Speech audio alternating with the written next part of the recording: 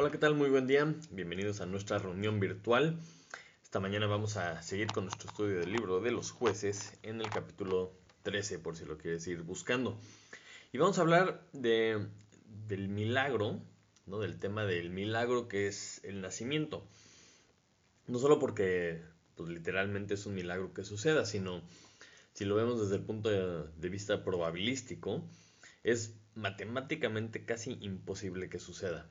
Si pensamos en la biología de las células, de lo que se necesita para que un bebé nazca, y lo ponemos en una dimensión que podamos entender, por ejemplo, la célula de un espermatozoide humano, imagínate que es una abeja, y el huevo es más o menos del tamaño de un estadio de fútbol.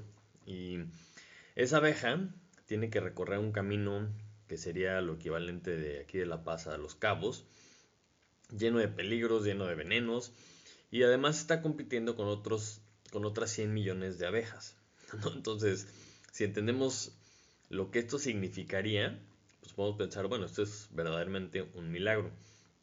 Pero no solo eso, sino que para que tú y yo estemos aquí esta mañana escuchando esto, la realidad es que todo lo que entra dentro de la ecuación para que eso sea posible es verdaderamente increíble. Todo lo que tiene que pasar, ¿no? Para que nuestros papás hayan conocido, de toda la gente del mundo se hayan conocido y haya dado como resultado nuestra existencia. Y si a eso le sumas todo lo que tuvo que haber pasado para que nuestros abuelos se conocieran, para que nuestros papás existieran, y así sucesivamente, te das cuenta que esto es increíble. Y podemos ver claramente que Dios está detrás de todo esto. Y hay muchos pasajes en la Biblia en donde nos explica cómo Dios es quien hace todo esto posible. Y Dios nos conoció, ¿no? Desde antes de la formación del mundo. Dice la Biblia que Dios nos entretejió en el vientre de nuestra madre. Entonces claramente Dios está involucrado en todo este proceso y es quien hace que esto sea posible. Y les digo todo esto, o vamos a decir, repasamos lo que necesita pasar para que alguien nazca, simplemente porque a veces no valoramos lo que está detrás, el proceso de planeación de Dios que está involucrado en que una persona nazca, en cómo somos, en qué características tenemos, en todo lo que nos hace ser lo que somos. Y si no entendemos esto, muchas veces lo menospreciamos. Y yo estoy convencido de que Dios no haría todo esto si no tuviera un plan específico para cada uno de nosotros. Y esto es importante porque si lo entendemos, nos debería llenar de esperanza, nos debería de llenar de ánimo, de decir, estoy aquí por algo y estoy aquí para algo, por la gracia de Dios, porque no es un accidente. Y no decimos este tipo de cosas para que nos sintamos especiales, ¿no? Como si el chiste fuéramos nosotros, sino para entender que somos especiales siempre y cuando entendamos que Dios nos creó con un propósito. Y si vemos todo lo que se necesita para que un bebé nazca, también podemos ver cómo hay algunas cosas que hacen que sea imposible que nazca un bebé. Por ejemplo, la primera y la más obvia sería que pues, los esposos no hicieran su tarea, ¿no? Si los papás no hacen lo que tienen que hacer, pues ahí sí ni cómo ayudarles, no pueden hacer un hijo, ¿no? Otra cosa, otra forma en la que es difícil o imposible que nazca un hijo, es si una de las personas involucradas tiene algún impedimento físico, ¿no? Algún tipo de esterilidad, porque entonces procrear pues se vuelve literalmente imposible. Pero para nuestro Dios nada es imposible y eso es exactamente lo que vamos a ver en este pasaje. Y el hecho de que Dios meta su mano y de que haga algo posible de lo imposible nos hace pensar, o sea, que vaya que Dios sí tenía planes increíbles para este bebé que vamos a ver en la historia, porque pues van a ser de una forma adicionalmente milagrosa. Entonces, acompáñame por favor a Jueces, capítulo 13, versículo 1. Y dice así la palabra de Dios. Los hijos de Israel volvieron a hacer lo malo ante los ojos de Jehová, y Jehová los entregó en mano de los filisteos por 40 años. Y había un hombre de Sora, de la tribu de Dan, el cual se llamaba Manoah, y su mujer era estéril y nunca había tenido hijos. A esta mujer apareció el ángel de Jehová y le dijo: He aquí que tú eres estéril y nunca has tenido hijos, pero concebirás y darás a luz un hijo. Ahora pues, no bebas vino, ni sidra, ni comas cosa inmunda, pues he aquí que concebirás y darás a luz un hijo, y navaja no pasará sobre su cabeza, porque el niño será nazareo a Dios desde su nacimiento, y él comenzará a salvar a Israel de mano de los filisteos. Y la mujer vino y se lo contó a su marido, diciendo: Un varón de Dios vino a mí, cuyo aspecto era como el aspecto de un ángel de Dios, temible en gran manera. Y no le pregunté de dónde ni quién era, ni tampoco él me dijo su nombre. Y me dijo: He aquí que tú concebirás y darás a luz un hijo, por tanto, ahora no bebas vino ni sidra, ni comas cosa inmunda, porque este niño será nazareo a Dios desde su nacimiento hasta el día de su muerte. Y hasta ahí vamos a leer esta mañana. Padre Santo, te damos gracias esta mañana porque nos permites nuevamente abrir tu palabra, Señor, respirar, ver las maravillas de tu misericordia, de tu gracia, Señor, porque pues seguimos vivos y podemos tener la oportunidad de escucharte a ti, Señor. Esta mañana te pido que alinees nuestro corazón a ti, que podamos aprender algo de tu palabra, Señor, y que nos muestres más de tu voluntad, más de lo que quieres que seamos, Señor, y que podamos glorificarte con lo que somos y con lo que hacemos. Te lo pedimos en el nombre de Jesús. Amén.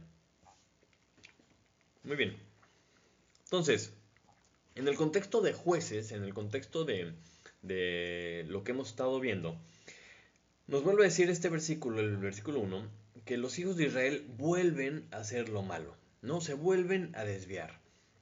Y si recuerdan lo que habíamos visto las semanas anteriores, la semana pasada, ni siquiera los 60 hijos de Ibzán, los 30 hijos y 30 hijas, ni los 70 descendientes de Abdón, con todo lo que aparentemente hacían, cabalgando y demás, ninguno de ellos pudieron mantener a Israel en la justicia y en los caminos de Dios.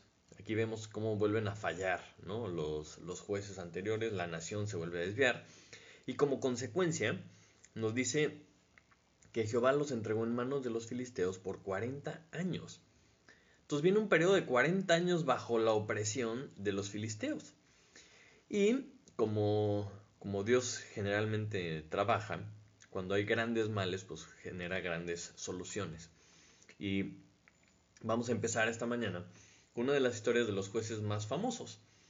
Pero en esta ocasión es interesante que ahora sí nos da mucha información. O sea, no solo nos da un versículo, como algunos otros jueces, sino que ahora van a ser 4 capítulos. Entonces, en estos 4 capítulos vamos a ver pues, muchos aspectos de la vida de este nuevo juez.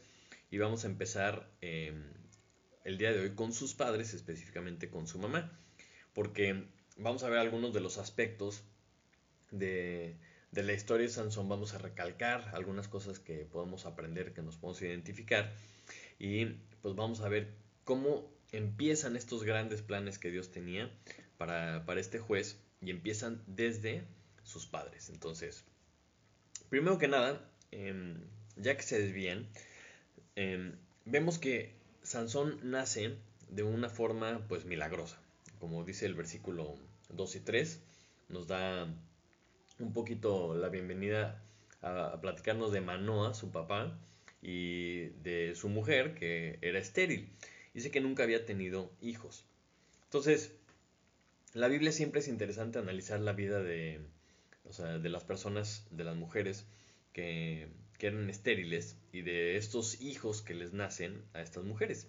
Son 7 en la Biblia, ¿no? Está Sara, está Rebeca, está Raquel, aquí la que vemos hoy, la esposa de Manoa, después viene Ana, después está la Sunamita y por último está Elizabeth. No podían ninguna de estas mujeres tener hijos, y después Dios se les aparece o hace algo en sus vidas y ahora sí pueden tener hijos. Lo interesante de todas estas mujeres es que todas apuntan hacia un nacimiento especial, hacia un nacimiento más increíble y el nacimiento más milagroso de todos, que es el nacimiento virginal de Jesús, porque ni siquiera tenían los elementos necesarios para que hubiera un nacimiento, ¿no? Y todas estas mujeres tenían esposo y no podían tener hijos. Y es interesante cómo se le aparece el ángel de Jehová y le dice: He aquí que tú eres estéril y nunca has tenido hijos. Podríamos pensar, pues sí, ya sabía, muchas gracias por recalcar una de mis tragedias más grandes de la vida, ¿no? Podemos verlo así, podemos tomar esa postura, o podemos ver desde el punto de vista que Dios sabía que era estéril y sabía que no podía tener hijos, y entender que pues esto era parte del plan de Dios. O sea, claramente Dios está al tanto de la situación y le está diciendo, yo sé lo que estás viviendo.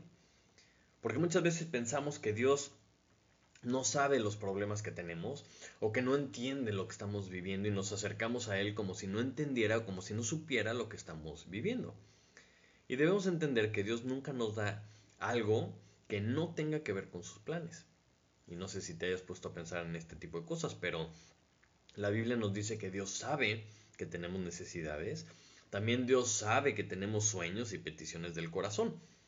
Pero por ejemplo, a veces tú quieres tener un hijo y pues Dios no te lo da. O a veces no quieres tener un hijo y Dios te lo da. Y así funciona con muchísimas cosas. Las cosas que a veces queremos, Dios no nos las da. O las que no queremos, a veces no las da. Y todo lo que tenemos o todo lo que no tenemos, todo lo que nos pasa o todo lo que no nos pasa, todo es parte del plan de Dios. Y es importante recordar esto, pues de vez en diario, en realidad, porque para poder entender todo esto, tenemos que obedecer la Biblia en donde dice buscar primeramente el reino de Dios. Porque si buscamos primeramente el reino de Dios, Él nos da todas las necesidades que tenemos para cumplir su plan, para cumplir su voluntad. Dice que si nos deleitamos en Jehová, que si buscamos a Dios sobre todas las cosas, Él además nos concede las peticiones de nuestro corazón.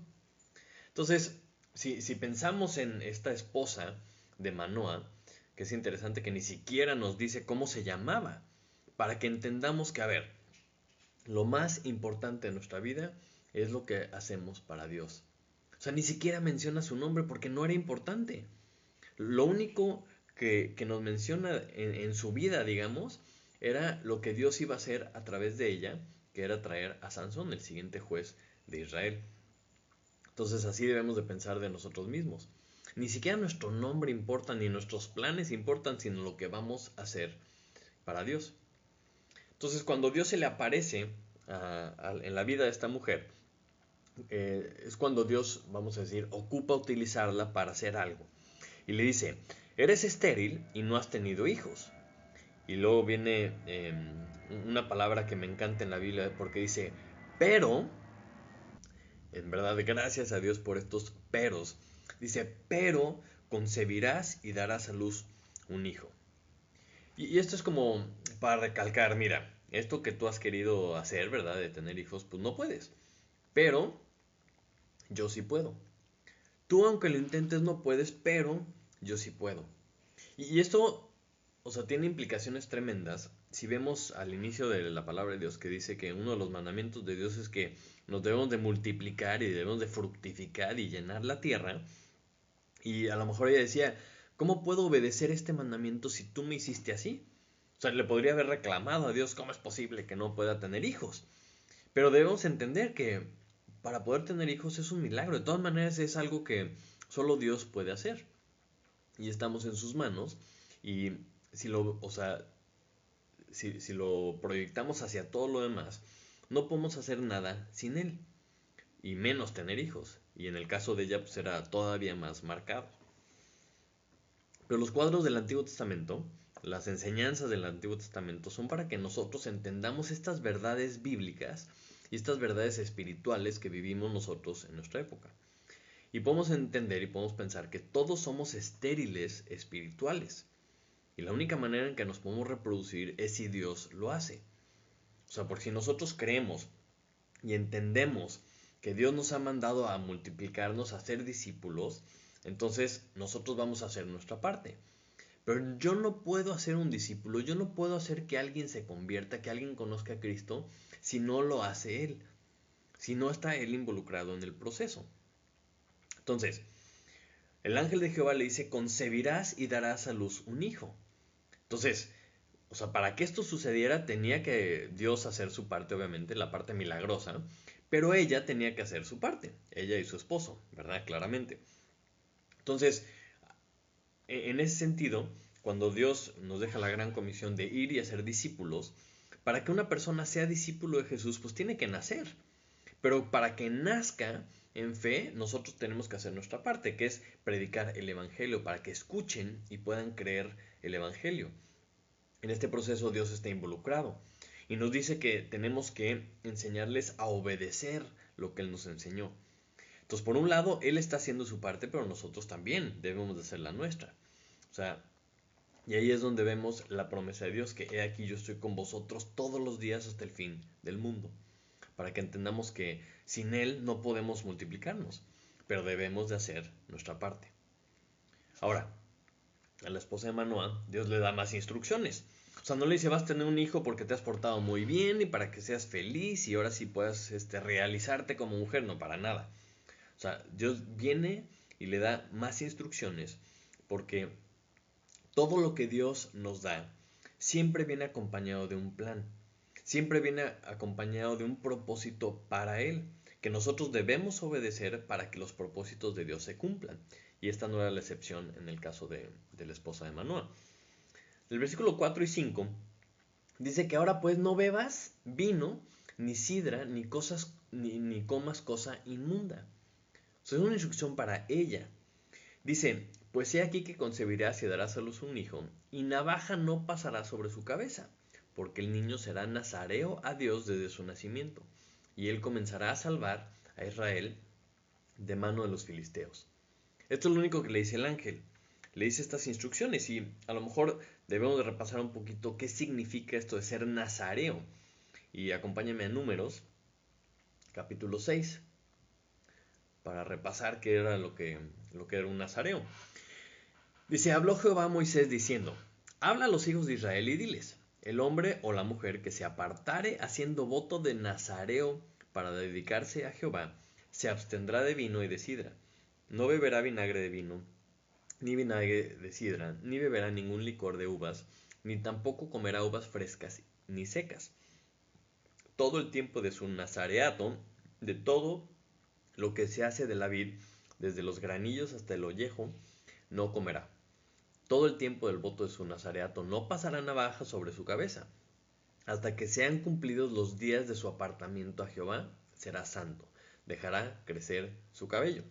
Todo el tiempo que se aparte para Jehová, no se acercará a persona muerta, ni aun por su padre, ni por su madre, ni por su hermano, ni por su hermana podrá contaminarse cuando mueran, porque la consagración de Dios tiene sobre su cabeza, ¿no? Y así continúa todo el capítulo hablando de los requisitos del nazareo, pero dice que no puede comer nada de la uva, no pasará navaja sobre su cabeza, no puede tocar nada muerto, nada inmundo, ni siquiera por sus parientes, ¿no? Y dice que hay un periodo de tiempo específico que se debe cumplir todo el tiempo del nazareato.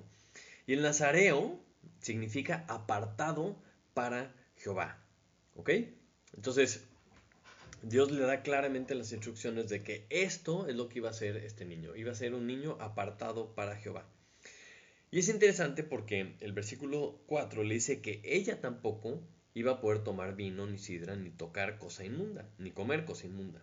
Porque él, el bebé, iba a ser nazareo. Y es interesante porque lo que ella comiera, entonces iba a comer él. Entonces iba a ser apartado para Jehová desde antes de su nacimiento.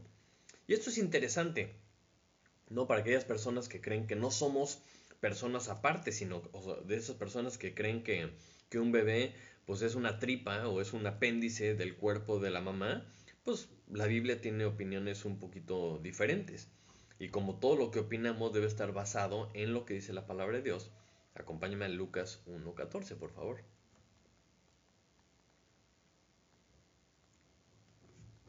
Lucas 1:14, estamos hablando un poquito de la historia del nacimiento de Juan el Bautista, ¿no?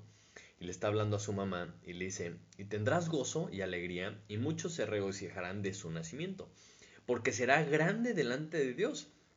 No beberá vino ni sidra, y será lleno del Espíritu Santo aún desde el vientre de su madre. O sea, ¿cómo va a ser lleno del Espíritu Santo desde el vientre de su madre? si no es una persona, ¿verdad? Si no tiene un plan específico de Dios para él desde el vientre de su madre. Salmo 127, versículo 3 también nos da un poquito la perspectiva de Dios. Salmo 127, versículo 3. Dice, he aquí herencia de Jehová son los hijos, cosa de estima el fruto del vientre. O sea, lo que está en el vientre es una cosa de estima para Dios. Y tantito más adelante, el Salmo 139, Salmo 139, versículo 16, también nos amplía un poquito la opinión de Dios. Dice, mi embrión vieron tus ojos, y en tu libro estaban escritas todas aquellas cosas que fueron luego formadas, sin faltar una de ellas. Entonces, híjole, o sea, Dios está en el proceso desde que se concibe un bebé. Dios tiene planes para él. Dios crea este bebé, Dios lo entreteje. Y estos versículos nos hablan del propósito de estos bebés desde el punto, desde que están dentro del vientre. Entonces, cuando comparamos lo que opinamos con lo que Dios dice, pues normalmente pues nos debe hacer pensar, ¿no? Entonces, estos pasajes con lo que está pasando aquí con la esposa de Manoa, con el plan que Dios tiene para Sansón, te hace pensar, por ejemplo, que cuando la gente no tiene la misma escala de valores que Dios tiene, menosprecia lo que Dios aprecia y le asigna una menos estima a lo que Dios le asigna una mayor estima. O sea, la gente en la actualidad, o mucha gente en la actualidad, no estima a los bebés, no estima el fruto del vientre de la forma que Dios lo hace. Porque los bebés, pues, son una molestia, son un estorbo, a lo mejor son un gasto, ¿no? O son un mal que se interpone con nuestra felicidad. Y esto es algo que está creciendo y creciendo en la cultura. Y debemos hacer lo posible por contrarrestar esto diciendo, no, espérame. O sea, Dios estima el fruto del vientre. Y para que un bebé nazca es un milagro. Para que alguien conciba un bebé es un milagro. Y ese milagro implica un plan de Dios. Y cuando tú no estimas esto, cuando tú destruyes esto, estás truncando el plan de Dios. Entonces hay que tener cuidado con eso y hay que propagar estas ideas para que la gente entienda, para que la gente a nuestro alrededor estime las cosas que Dios estima. Ahora, este mismo concepto muchas veces se lleva al ambiente espiritual, ¿no? O sea, un discípulo, que es un hijo espiritual, pues normalmente lo podemos ver también como una molestia, como una carga. Ay, no es posible que tenga que estar al pendiente de este niño, de este joven, de esta persona, este creyente nuevo, ¿verdad? Necesita tiempo, necesita inversión, necesita relación, necesito ser ejemplo para él, ¿verdad? Y pues la verdad que flojera. Pero cuando tú entiendes que un discípulo es una bendición, es un regalo, es una responsabilidad que Dios te ha dado, es algo que debe ser de estima. Y ahí nos preguntamos si lo creemos o no. Ahora, otra de las cosas que nos hace pensar en el propósito de Dios es que para que Sansón cumpliera su propósito, estamos hablando en el futuro todavía, para que él pudiera hacer lo que Dios tenía para él, la mamá debía obedecer lo que Dios le estaba diciendo. Debía hacer su parte. Dice que ella no podía beber vino, ni sidra, ni cosa inmunda. Y es algo que a veces no entendemos o no aterrizamos, ¿verdad? La responsabilidad que nosotros tenemos para que las siguientes generaciones puedan cumplir el propósito de Dios. O sea, el propósito que Dios tiene para ellos.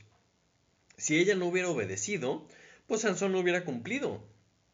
Y el plan de Dios se hubiera truncado. Muchas veces pasa eso con nuestras propias vidas. O sea, nosotros como discipuladores debemos enseñar a guardar todo lo que Dios nos mandó. Entonces, si nosotros no estamos obedeciendo, si no estamos guardando, ¿cómo le vamos a enseñar a la siguiente generación a guardar los mandamientos de Dios?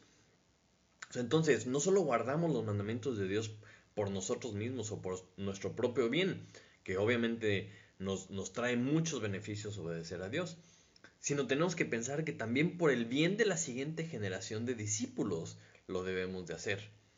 Aunque ellos van a ser responsables en su vida de cada uno lo que les toca, nosotros debemos de hacer nuestra parte. Y eso es lo que vemos en la vida de esta mujer. Ahora, la palabra nazareo significa apartado para Dios. Y a veces podemos tener la tentación de decir, bueno, pues, o sea, Dios no se le apareció a mis papás y no les dijo que yo iba a hacer alguna cosa grande, ¿verdad? O a mí no se me ha aparecido un ángel para decirme que yo debo hacer esto, debo de hacer lo otro. Pero es interesante entender el plan de Dios para su iglesia. Las personas que conforman la iglesia son aquellas personas salvas que son hijas de Dios, que tienen el Espíritu Santo dentro de ellos. Entonces, ¿qué nos ha dicho Dios? Por ejemplo, 1 Corintios 6:20. Dice, porque habéis sido comprados por precio. Glorificad pues a Dios en vuestro cuerpo y en vuestro espíritu, los cuales son de Dios.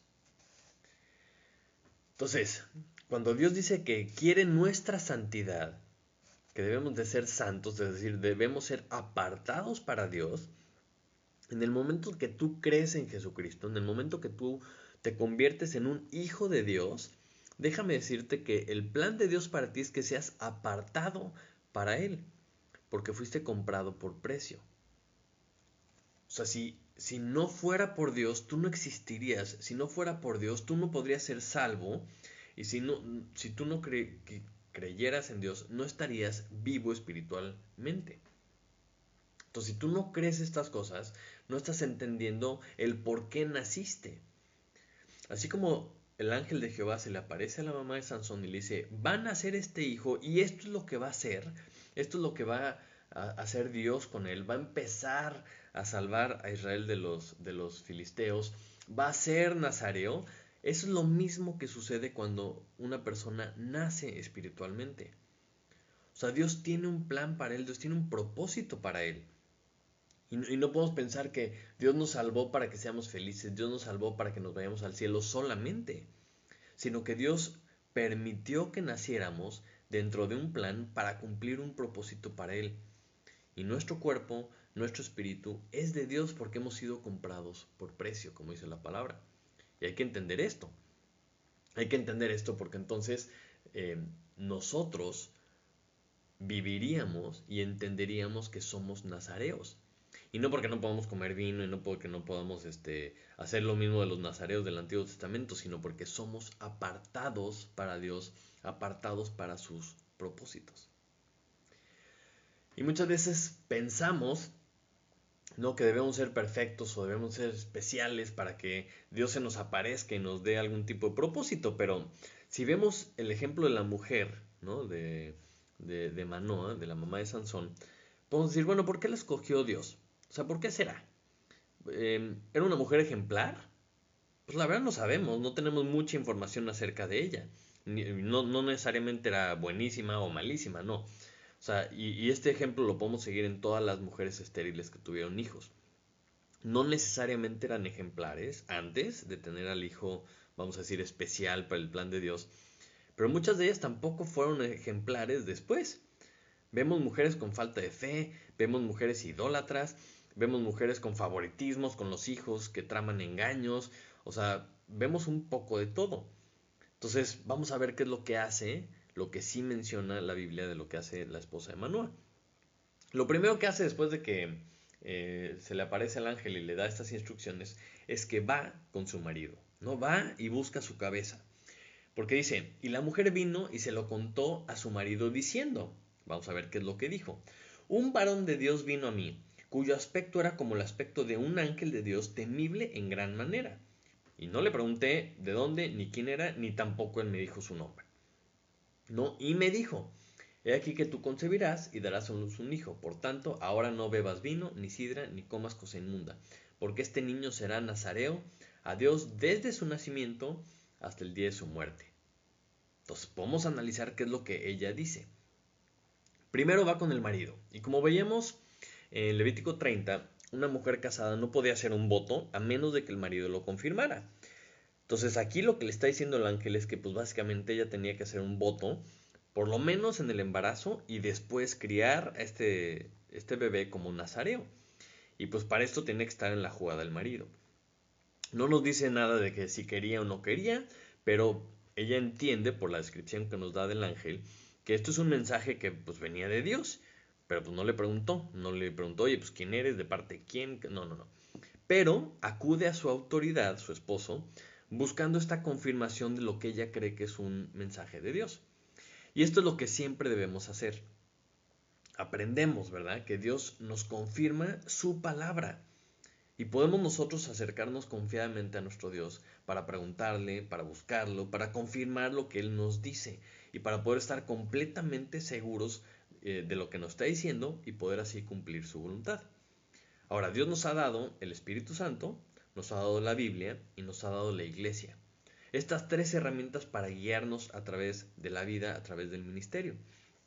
Y si algo viene de Dios, seguramente las tres herramientas que Dios nos ha dado van a estar alineadas, ¿no? Y vamos a poder obedecer con toda certeza, con toda confianza, lo que Dios nos está diciendo.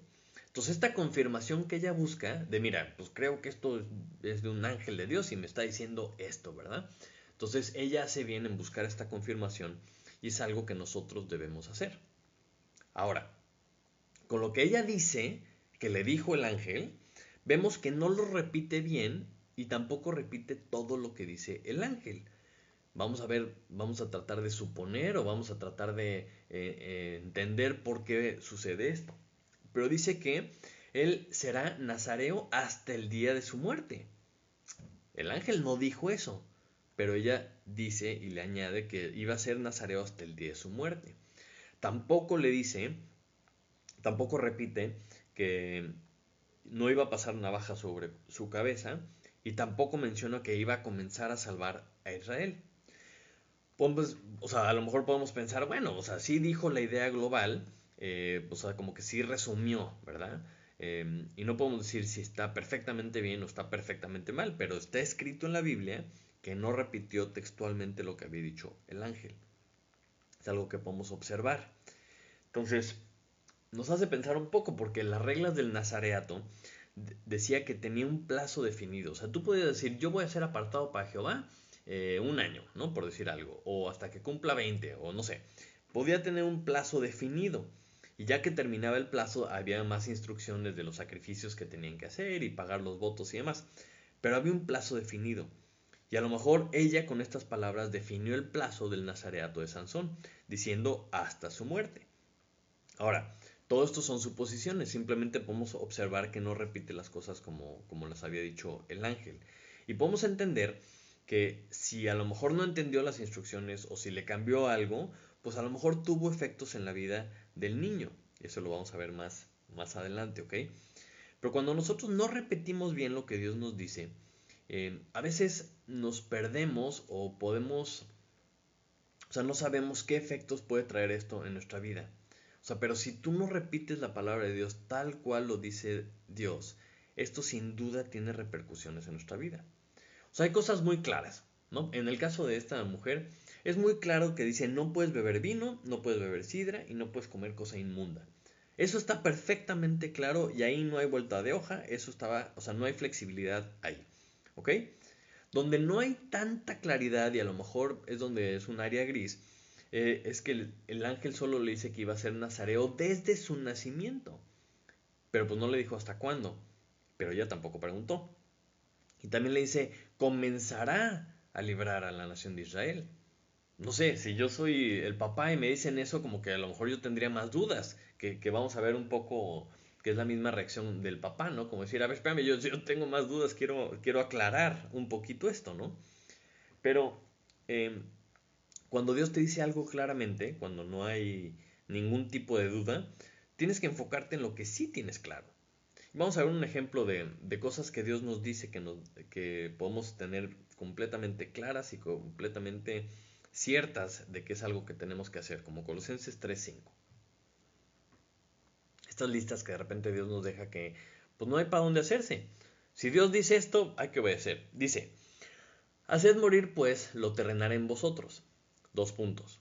¿Qué es lo que tenemos que hacer morir en nosotros? Fornicación, impureza, pasiones desordenadas, malos deseos y avaricia, que es idolatría, cosas por las cuales la ira de Dios viene sobre los hijos de desobediencia, en las cuales vosotros también anduvisteis en otro tiempo cuando vivíais en ellas. Ahí no hay de otra. O sea, eso está perfectamente claro. Debemos dejar de hacer estas cosas. Y dice, pero ahora dejad también vosotros estas cosas. Viene otra lista, hablando a hijos de Dios, diciendo ustedes en otro tiempo hacían esas cosas, ya dejen de hacerlos. Pero además tienen que dejar de hacer también esto. Ira, enojo, malicia, blasfemia, palabras deshonestas de vuestra boca. No mintáis los unos a los otros, habiéndoos despojado del viejo hombre con sus hechos, y revestido del nuevo, el cual conforme a la imagen del que lo creó, se va renovando hasta el conocimiento pleno, donde no hay ni griego, ni judío, circuncisión, ni incircuncisión, bárbaro, ni escita, siervo, ni libre, sino que Cristo es el todo y en todos. Ok, entonces esta, ¿no? Y todas las escrituras, tenemos que entender el contexto en las cuales están escritas, si es para mí, si es un principio, si es una instrucción para los judíos, si es una instrucción para la iglesia. Si tú entiendes el contexto, o sea, y entiendes que aplica a ti, te lo está diciendo a ti, entonces lo debes de obedecer. No hay vuelta de hoja, no hay dudas, está perfectamente claro, ¿no? Dice hasta cuándo, por ejemplo, este versículo, que nos tenemos que revestir del nuevo hombre, conforme a la imagen del que lo creó, o sea, debemos de parecernos cada vez más a Cristo, y nos vamos renovando hasta el conocimiento pleno. Entonces, hay mucho trabajo por hacer.